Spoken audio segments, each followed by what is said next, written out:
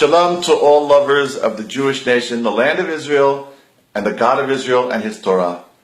Today I will be reading from Rabbi Eliezer Melamed's book, Pininei Halacha, Ha'am Ve'ha'aretz, The Pearls of Jewish Law, the Nation and the Land. And I will be reading a section entitled, The Status of the Mitzvah, of the commandment, of settling the land of Israel.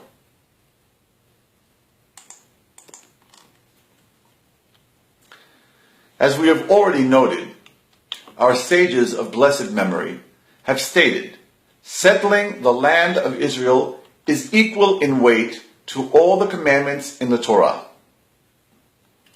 Although our wise and holy sages have said the same regarding a few other commandments, nevertheless, from a halachic standpoint, settling the land of Israel is superior to all the other mitzvot, for it is the only one which we are commanded to fulfill with mesirut nefesh, or self-sacrifice, in conquering the land and defending it from her enemies. The other mitzvot that are said to be equal in weight to all the commandments in the Torah are the mitzvah of Brit Milah, circumcision, tzedakah, giving charity, tzitzit, the fringes that we wear on our clothing, and tefillin, phylacteries that we wear on our heads and on our arms during prayers. It's also said about Shabbat that it's equal to all of the commandments, and also about Gimliut Chasadim, or acts of kindness. And in several places, it's also said about regarding the mitzvah of Talmud Torah, learning Torah.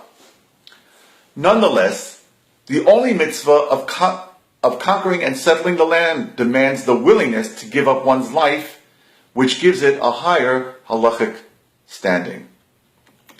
Even regarding the three principal prohibitions that we must be willing to be killed over and not transgress, such as murder, idol worship, and forbidden sexual relations, and also over all of the mitzvot in a time of gezerat malchut, or when the Gentiles enact decrees compelling us to violate the Torah in order to sever us from our faith, all of these situations should be ideally avoided if at all possible. However, in order to conquer the land of Israel, we must be ready lichatchila, that is, from the very outset, to set off to war and risk our lives in battle. Additionally, settling the land of Israel is the only mitzvah which nullifies the rabbinical prohibition of shvut on Shabbat, on the Sabbath.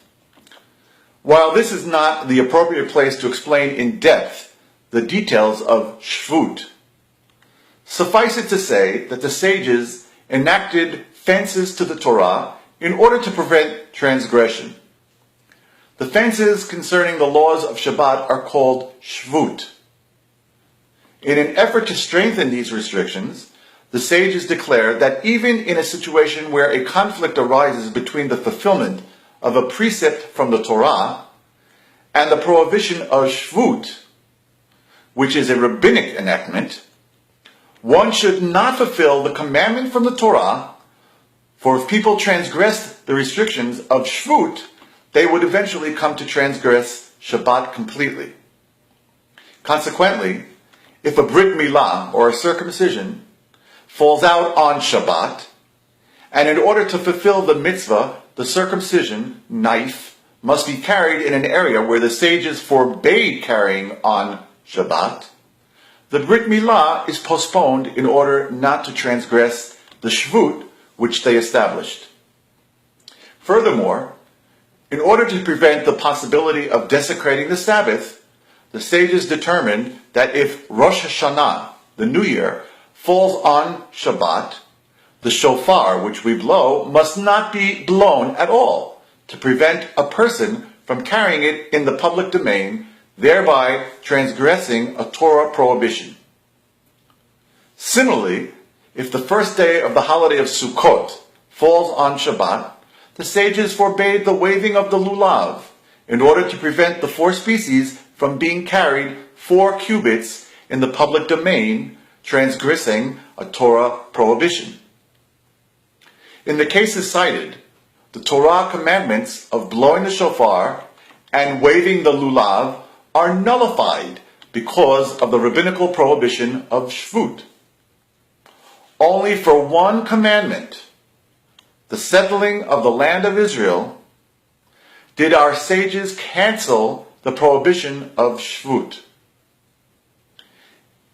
If a Jew has the opportunity to purchase a house in the land of Israel from a non-Jew on Shabbat, he is permitted to make the transaction, telling the non-Jew to write the contract for him on Shabbat, an act which is normally forbidden, and to show him where the purchase money is located.